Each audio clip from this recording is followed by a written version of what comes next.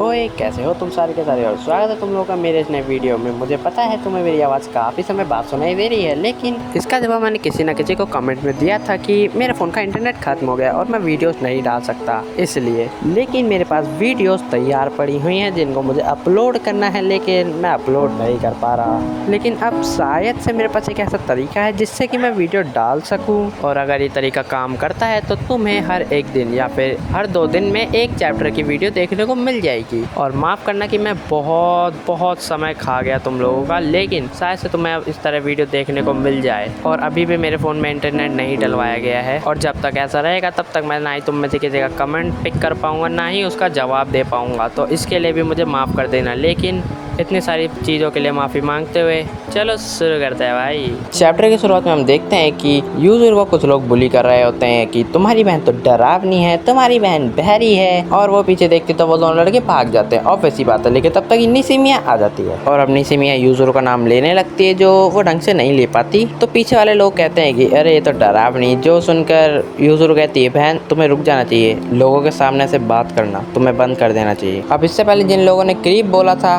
उनकी आवाज़ तो निसिमिया के कानों में नहीं आई, लेकिन जो यूजुरो ने बोला वो निसिमिया ने ज़रूर सुन लिया, क्योंकि वो निसिमिया के बहुत पास है। और यूजुरो ने इसलिए बोला है क्योंकि निसिमिया जब भी कुछ बोलती है तो वो कुछ भी बोल देती है। हमने देखा है कि वो बोलना कुछ और चाहती है लेकिन निकलता कुछ और है मुँह से, तो अगर वो ऐसे बोलेगी तो लोग उसका मजाक ही उड़ाएंगे, इसलिए वो उसको मना करती है बोलने से। अब हम कुछ समय बाद घर का सीन देखते हैं जहाँ पे कि दादी निसिमिया को यूजुरो बोलना सिखा रही होती है। यूजुरो बोलना उसके लिए थोड़ा मुश्किल हो रहा था, तो वो यू और जू ही ज़्यादा बोल पा रही थी। तो ये चीज़ यूजुरो भी देख लेती है, जो उसे शायद अच्छा लगता है। और आगे चल के यूजुरो तो नहीं बोल पाती निसिमिया, लेकिन वो यूजुहू जरूर बोल पाती है, जिससे कि हाँ ये भी ठीक है। और अब हमें दिखाया जाता है निसिमिया और यूजुरो का बॉन्ड। यूजुरो हमेशा निसिमिया के साथ ही रहती है घूमते वक्त, साइन लैंग्वेज, और जब वो सोया से मिलने जाती है तब भी। और फिर हमें वो मैसेज दिखाया जाता है जब निसिमिया ने कहा था यूजुरो से कि मैंने सोया को प्रपोज किया था, लेकिन सोया समझा ही नहीं, जो कि देख के यूजुरो का भी मुंह उतर जाता, लेकिन दादी तो। और अब हमें दिखाया जाता है कि निसिमिया दादी माँ के फोटो के पास बैठी होती है जो यूजुरो देख लेती है, और फिर यूजुरो निसिमिया के पास जाती है और फिर यूजुरो वही चीज सिखाने लगती है निसिमिया को जो दादी सिखाती थी। नहीं साइन लैंग्वेज की बात नहीं हो रही, और यूजुरो जो चीज सिखा रही है वो है बोलना, जो कि दादी भी निसिमिया को सिखाती थी। भले ही वही बात है कि